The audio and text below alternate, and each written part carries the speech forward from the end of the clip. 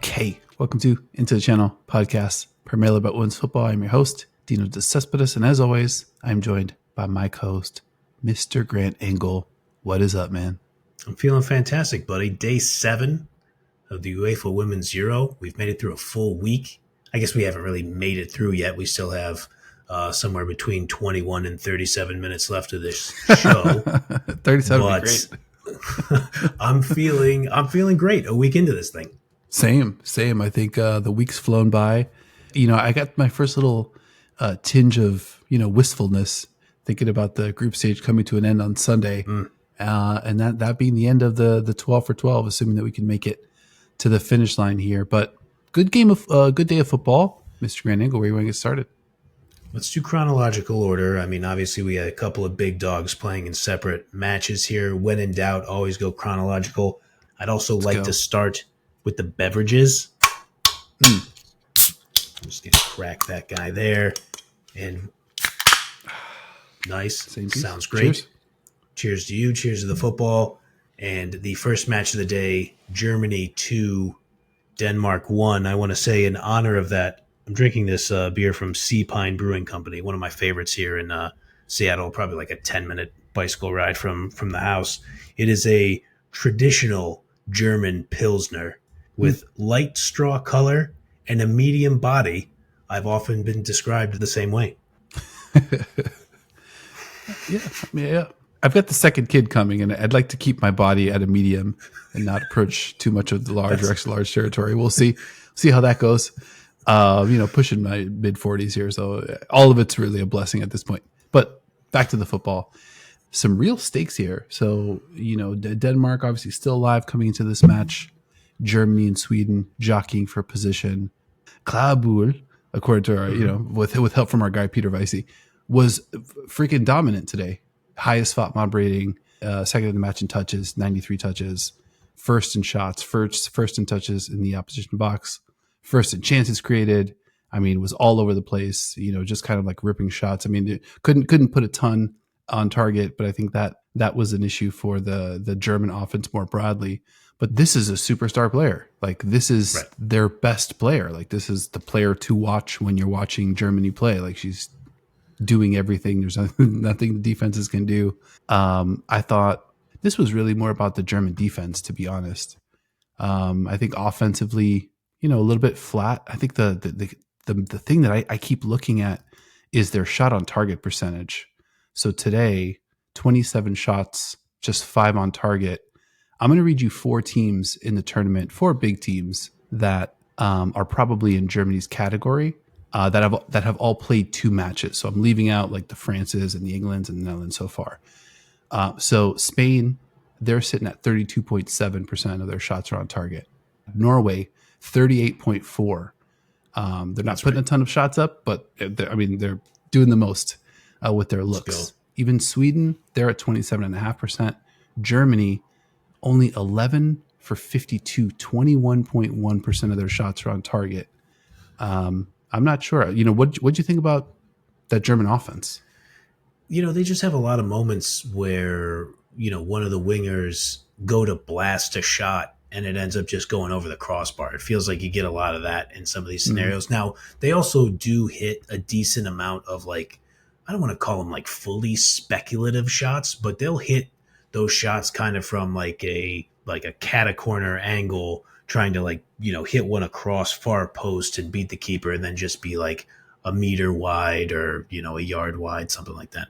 I think they tend to take shots that when they go in, they look spectacular and you're like, wow, what amazing skill. And then when you miss some of those, you have the ones that you go, oh man, just missed it.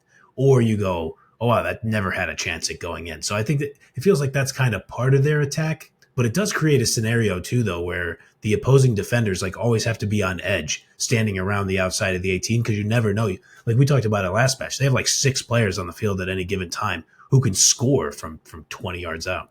We talked about it in the preview that they had something like 14 players that had scored in the Nations League or some ridiculous number. I think for me, this on this day, it was Germany's defense. So just to kind of quick run through the match. So Vangsgaard, opens up the scoring in the 26th minute with a really great strike, and had been quiet up until that point, was pretty quiet after that. And then we could fast forward to the second half. Germany gets 2 goals. Both of them included not really controversy, but neither of them were a slam dunk. So the first one, obviously, it's Linda Dahlmann kind of get the soft foul in the box. She gets the penalty call, goes to VAR, the extended VAR, and then ends up being the penalty.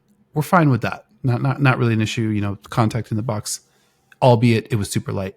And then the second one is the one where Snurl takes the ball to the face and just crumples into a heap, on the pitch, and it's kind of a scary moment because usually, the player gets takes the shot and kind of rides around a little bit and you can kind of see it, but Snurl was just kind of motionless and just either collecting herself or wasn't fully present in that moment. And then Lea Schuler gets the goal, and you can't really blame Germany for continuing the attack. It was kind of like a bang bang type situation, but I really did feel for Denmark. They fought hard in that first match. They have the lead in this one, backs against the wall, and the game just kind of slips away with these 2 kind of weird plays, where you probably go home and feel like, damn, how did we lose that one? It seemed like we had it, but I mean, the last quick note, Germany's defense, Denmark didn't attempt a shot in the second half. I think they had 57% pass completion, 25% possession. 57% pass completion is almost, for every pass you complete, the next one's incomplete. That would 100%. Be 50-50. So Germany made it impossible for them. Probably more of a defensive. I'll probably remember Germany's defense on this day. Yeah, and I think you should. And I think if the Danish players are kind of going home and looking at themselves and saying, how do we lose that match? It's completing 64% of your passes throughout the entirety of the match, let alone that bad second half. It's allowing Germany to have 237 touches in your defensive half, and you only having 51 touches in their defensive half. So touches in the attacking 18, losing that battle 36-8. It's hard to win. The margin for error is tiny.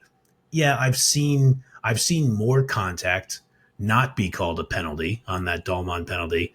But, when you have to operate with such razor thin margins like that, you're not giving those 50-50 calls, those will damn you in the end because you're not giving yourself any space. I just want to say one quick thing about that penalty from Shuka Nuskin.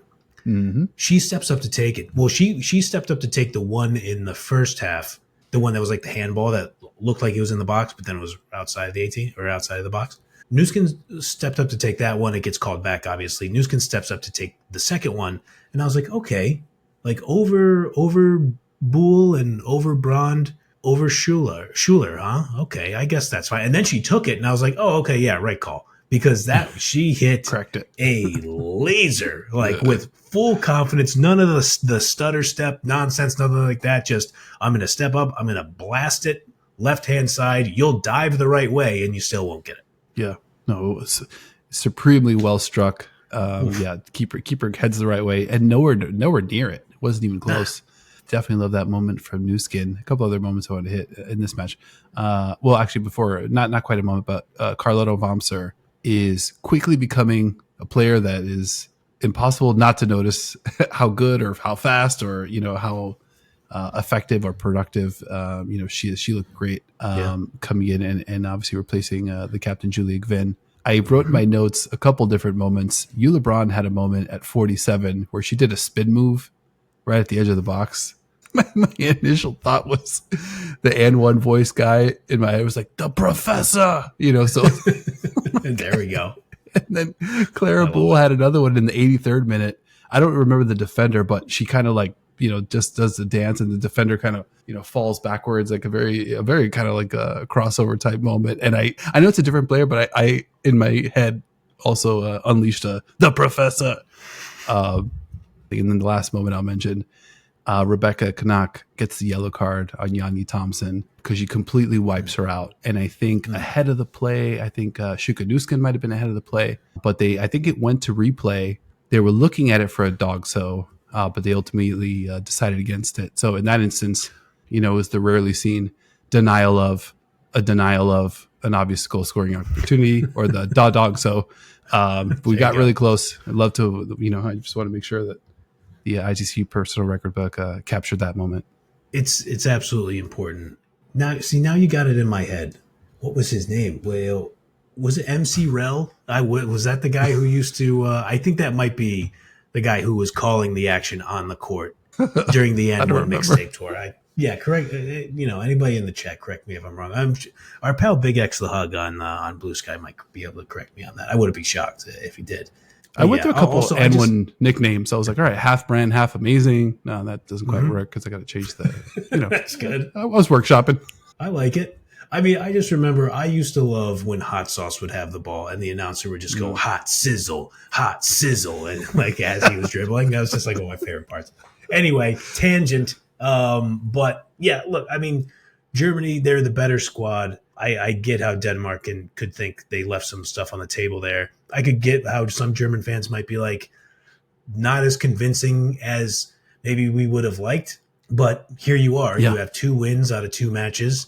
I think you're in a little bit of a weird spot. We'll talk about what led to that. But now you got to get a result, and you got to get a win in the final match, which you probably don't like so much. But you still have the possibility to win the group. You could ask for more, but it's not like you're in a bad spot. You know you're going through for sure. And we can maybe talk about some of the possible machinations after this. But I will be very interested to see what kind of lineup Germany fields when they have to go up against Sweden in the final match. I was thinking about this from a game theory standpoint. So obviously, just to kind of like clarify what the situation is. Sweden and Germany are even on points, both on 6. They play each other match day 3. So that's going down on Saturday. And Sweden takes the group with a win or a draw because they're 1 goal better on goal difference. Germany has to win outright. All of this may be possibly a moot point because Group C plays Group D, and Group D is just England, France, and Netherlands in some order. So it's like, all right, maybe you get England, maybe you get France, maybe you get Netherlands. And for that reason, I think if it were me and I was coaching either of these teams, Germany or Sweden, I would actually come out in the press conference and be like, we're playing our second team. So put me down, team rest under these circumstances. Like boop, chalk it up. And I'll tell you why, because if you wait until match day, like there's some uncertainty there. It could look like you're looking at their lineup and trying to react off that. And now it's a whole, what if they play their second team and you play your first team and they win? Like there's so many things that can go wrong. So I think for me, the best, most sound decision is to say, we're going to play our second team. Our first team's going to sit. If we get a result, awesome. If we don't get a result, they got reps, big time reps in the European Championship. And ultimately, it doesn't matter because either it's for France or it's England or Spain. Pick your poison, in terms of like Group D, who's going to be waiting for you.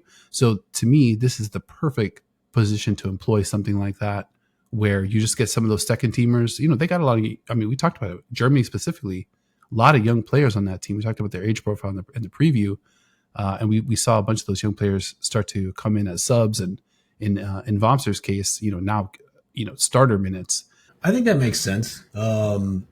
I guess like if you're Germany, I get you do have the luxury of what? So they beat France in the semifinal of the last Euro, and then I can't remember if it was Nations League or just a friendly. They beat the brakes off Netherlands 4-0. Like not too long ago. I want to say earlier this year. So, I mean, if you're Germany, it would be an interesting move to say, we're going to rest our stars. We're going to get the young players some run, and we play who we play. We don't care. Send anybody on over here. We're not afraid. Yep. And they also had that friendly against England where I think the final score was 4-3. It was not that close. They beat the crap out of them too. So, yeah, I think if you're Germany, you have the freedom to do that, but, it's also German football, and they don't want to lose any matches. So I don't know. It'll be interesting to see what they decide on. Yeah, I'm dying to see the lineups. That's gonna be pretty awesome. And to be honest, 23 players on the roster, like all 23 players are really good. So there's no combination that's going to result in bad football when those two teams lock up. But let's talk about Sweden. Sweden 3, Poland 0. I thought this one bigger spread between these two teams. I thought Sweden, as in control as Germany was versus Denmark. I thought Sweden even more so versus Poland. They came out early and were attacking from different angles, like really put Poland on their heels defensively.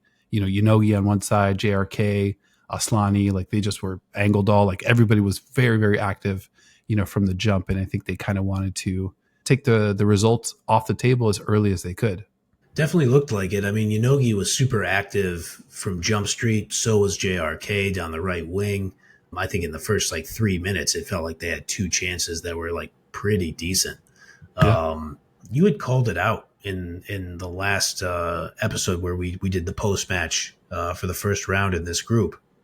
I think you said something like you wanted to see more JRK, more Kannerud, or Ritten Kannerud, pardon me, involved in the attack. And I think it's worth noting her touches inside the opposition box today, 17. Her Ooh. touches in the opposition box versus Denmark, 6. So Wow. JRK was way more involved. You could feel how much more involved she was in this one. And I know Poland is not the stiffest competition in this tournament, but Germany beat them 2-0. If you're Sweden, you look at this and say we beat them 3-0. It was probably a little more convincing than that Germany win. So if you're into some transitive property stuff, you could maybe look at that pretty optimistically if you're Sweden. Yeah, and I think Sweden today looked better than Germany did today as well.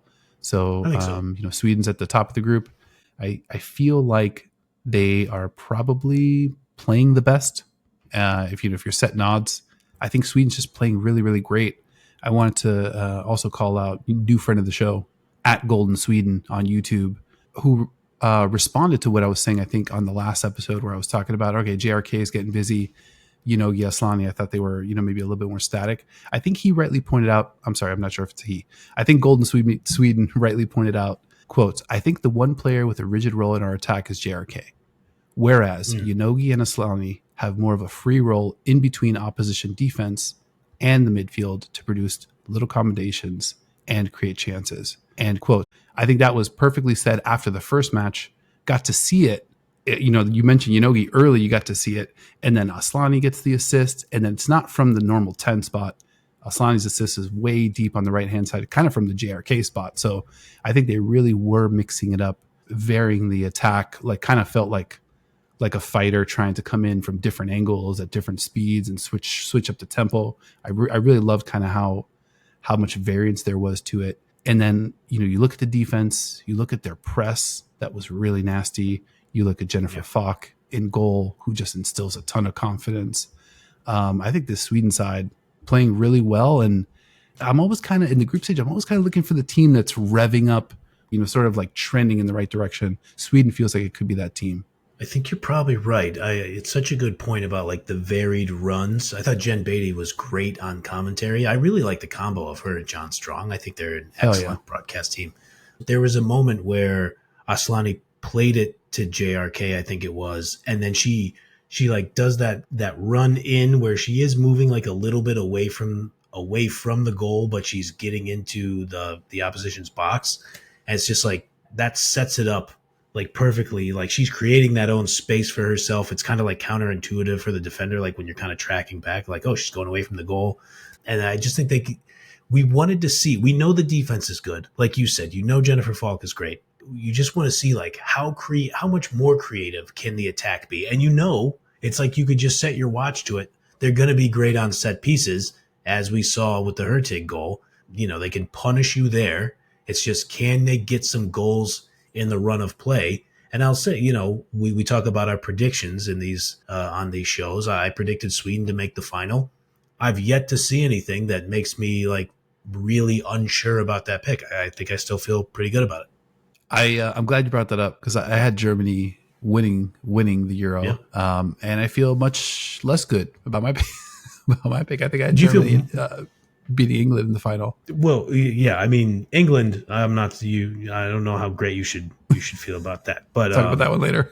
You feel much less good about it. You lost a lot of confidence in that. I lost a lot of confidence. Absolutely. I think, and I think that there was a little bit of a mischaracterization about Germany, and everybody sort of looking at Leah Schuler as oh, well, Leah Schuler, she's not Leah Schuler. I'm like, this team is not going to live and die with Leah Schuler. Like I don't this is think so, really yeah. like she's in that spot, but she's not the linchpin. She's not the turning point of like how this team's going to go or not going to go. It really is Brond and Boole on the other side.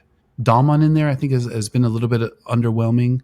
You know, just I mean, she's in a prime position on the pitch, gets a lot of touches and not doing a whole lot with it. I just think offensively they're missing a lot. They're missing like some bite. You know, they're missing like like a shirt and live type play or like a change up or like a like a Alexandra Pop. just or Alexander Pop in the middle that you can kind of get it to like the like a I mean well, yeah for the Netherlands I mean that's the meat of my spot, right? Like just get it to our star and let them go 360 and kind of figure out what to do next from here. And Germany just does not have that. We'll see if they can ride the hey, let's defend, let's play a tight game, let's kind of like get the most of our opportunities, let's kind of be clinical in those 2-3 moments that we get. And who knows, maybe they want to ride that strategy to the final. I think it's fair to say that you might be like less confident in them making the final, but like you also pointed out though, I think the other side of that coin is they're gearing up a little bit too. Like we mentioned there's always pressure on them. Germany's so close to Switzerland. They had a massive crowd at that match. I think I saw on the broadcast it set the record for the highest attended women's Euro game that didn't involve the host nation with more than 34,000 in attendance. So I mean that's pretty incredible right there. So they're definitely not a shoo-in, but I just don't think that they're one of the contenders. Like if you think about if we talk about like that big 5 or 6 of Spain, France, Germany, England, Netherlands, Sweden. I think the champs are coming from one of those 6, unless I'm just like, I don't think I'm totally disrespecting anybody except obviously, I did leave out the big 7.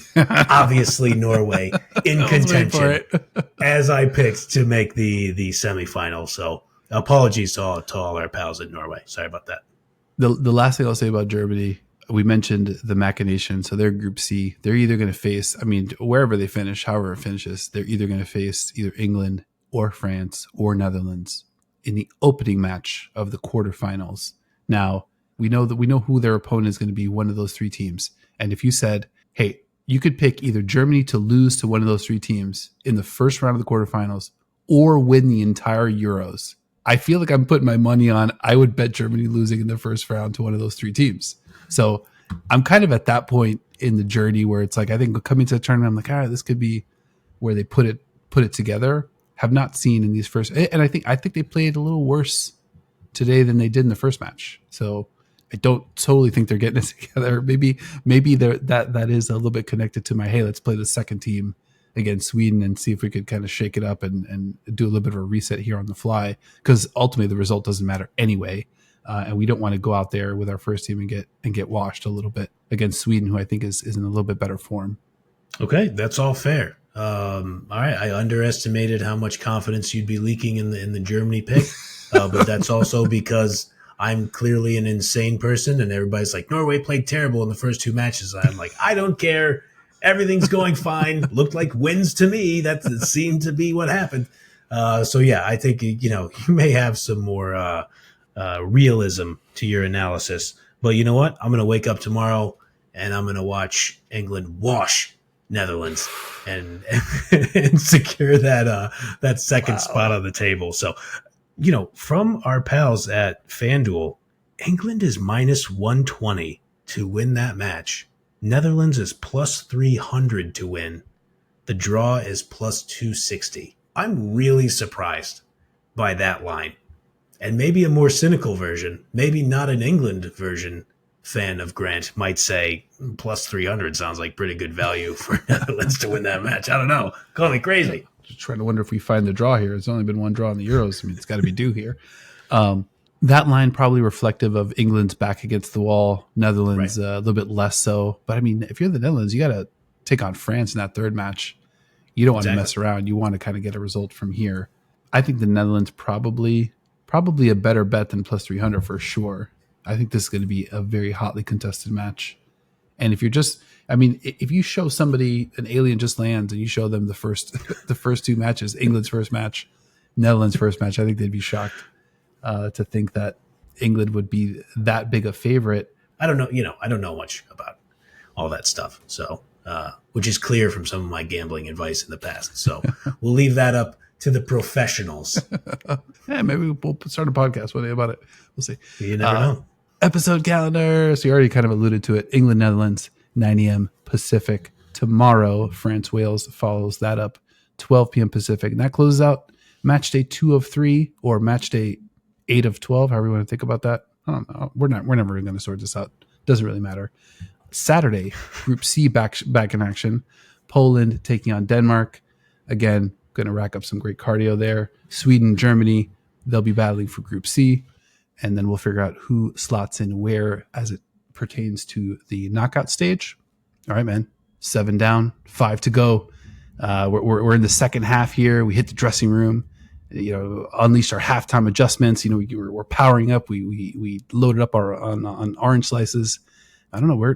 I think we're cooking, man. I feel like I really was worried about sputtering out, but I feel like we're revving up here. I mean, we are a tournament team. We're gearing up. We're getting better as the tournament progresses. I think we have a real shot at winning this thing, if you ask me, hoisting the trophy at the end. I do have one last thing. And I don't know if I stepped on the line, if you asked me if I had anything else. Did you already ask me that?